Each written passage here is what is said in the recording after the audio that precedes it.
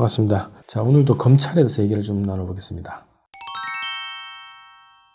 자, 윤석열 검찰총장의 검찰들이 청와대를 직접 겨냥하기 시작했습니다. 자, 검찰의 청와대 공격은 이미 제가 이제 이전에 방송에서도 몇 차례 말씀드렸던 것 같은데 이미 예견된 공격입니다. 근데 좀 빨리 진행된 감이 있는데요. 왜 그랬을까 한번 말씀드려 볼게요.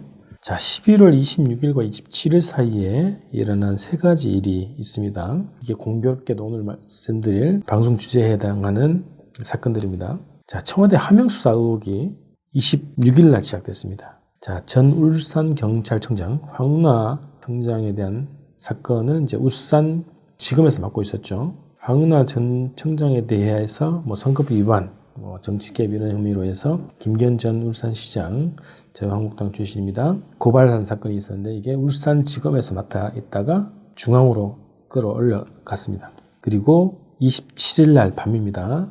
청와대 앞에 단식 농성하던 황교안 자유한국당 대표가 의식을 잃고 8일 만에 병원으로 실려가게 됩니다.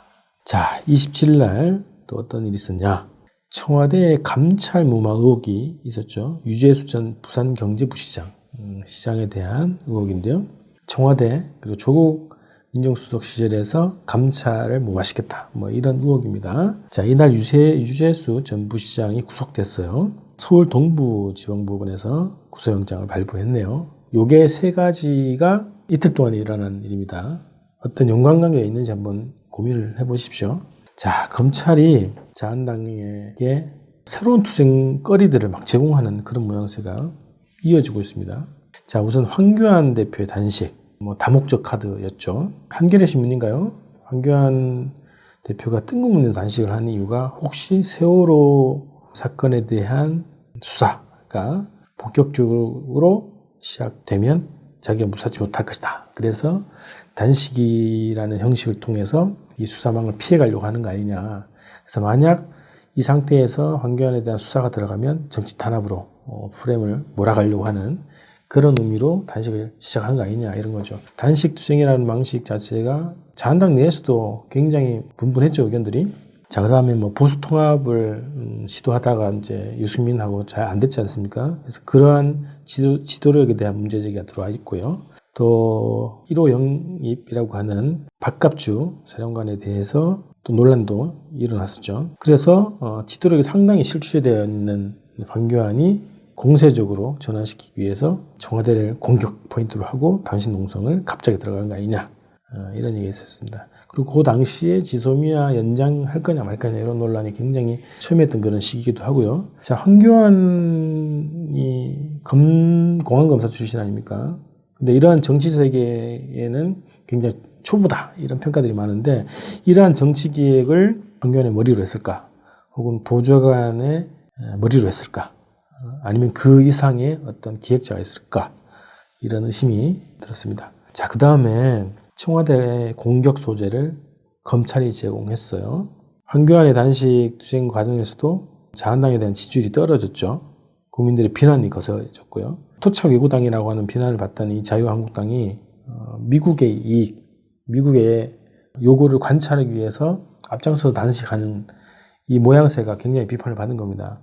검은 머리 미국인, 검은 머리 미국당이라는 비판을 받으면서 명분 없는 단식을 이어가고 있는데 이 와중에 청와대에 대한 공격 소재, 청와대를 공격할 수 있는 소재를 검찰이 제공했다 이겁니다. 두 가지나 제공했죠.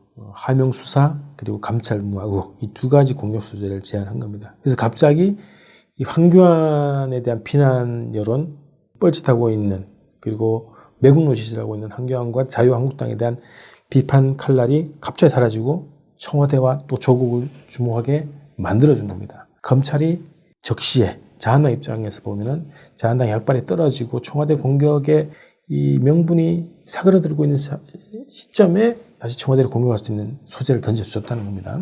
자, 이 12월이라는 게 굉장히 중요한 겁니다. 오늘 12월 3일이죠. 오늘부터 미국 날짜란 내일부터죠. 워싱턴에서 방위비 분담금 협상을 하고 있는데요.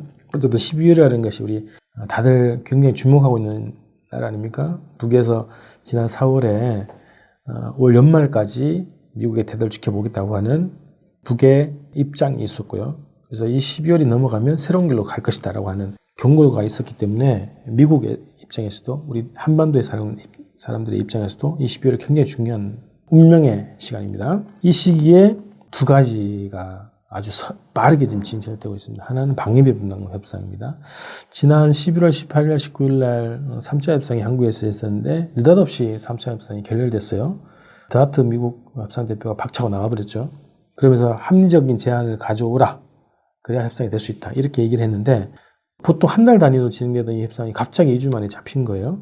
느닷없이 진행된 거죠. 한국 정부에서 어떤 미국이 받아들일 만한 합리적 제안을 한 것 같지는 않습니다. 지금 이제 한국의 협상대표가 여전히 자기 기본 원칙, 3가지 항목 이외의 추가 항목에 대해서는 받아줄 수 없다는 입장을 여전히 이제 공개적으로 얘기하고 있는 상황이기 때문에 미국이 수용 가능한 합리적 제안을 제시한 건 같지는 않아요. 그런데 갑자기 느닷없이 미국이 4차 협상을 싱통으로 잡은 거예요. 그래서 굉장히 급해 있는 거죠. 12월이 가기 전에 빨리 이 협상을 결속을 지어버리고 싶은 것 같아요. 그래서 북미 간의 어쨌든 정상회담이 열릴 수도 있고 어떤 타결이 갈 수도 있고 아니면 완전히 파국으로 갈 수도 있는 거 아닙니까? 그래서 이 시간 안에 12월이 가기 전에 빨리 서둘러 이 문제를 처리하려고 하는 것 같은 그런 모양새가 보여지고 있습니다. 또 하나 최대한 문재인 정부를 압박해서 굴복시켜서 자기 구도를 끌고 가든가 혹은 이 안을 문재인 정부가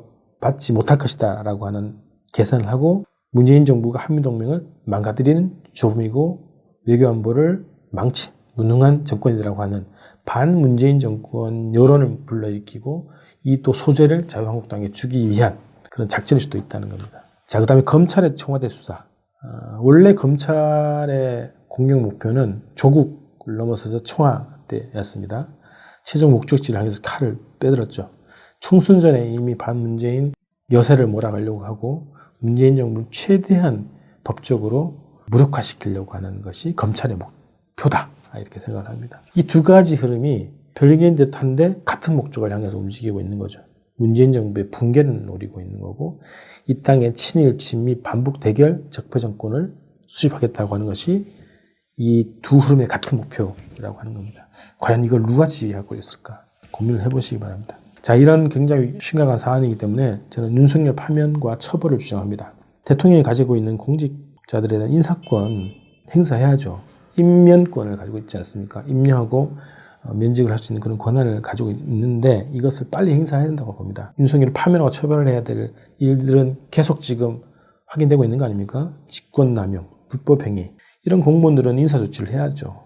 처벌 조치가 가능합니다. 지금의 인사권을 정확히 행사할 때라고 생각합니다. 자, 검찰은 이미 흉기에 불과하죠. 조폭 집단에 불과합니다. 최근에 이제 자살로 알려져 있는 청와대 파견 검사가 이제 사망한 사건이 있지 않습니까?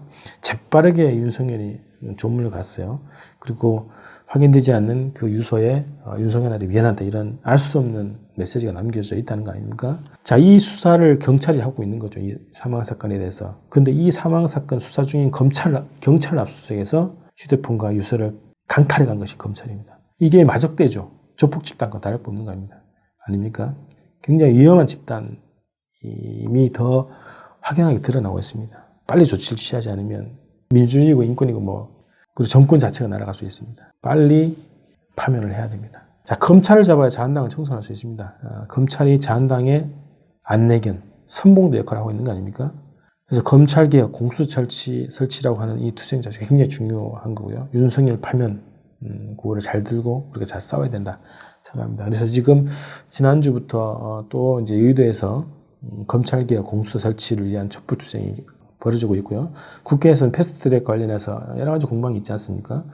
그래서 이번 기회에 이번 달 넘기지 말고 12월 안에 검찰개혁의 확실한 법적 조치를 관철시켜야 된다. 그래서 이 투쟁에 우리가 지금 당면에서는 힘을 모을 시기다라고 생각을 합니다. 자, 오늘 방송 이렇게 마치고요. 다음 주에 뵙겠습니다. 고맙습니다.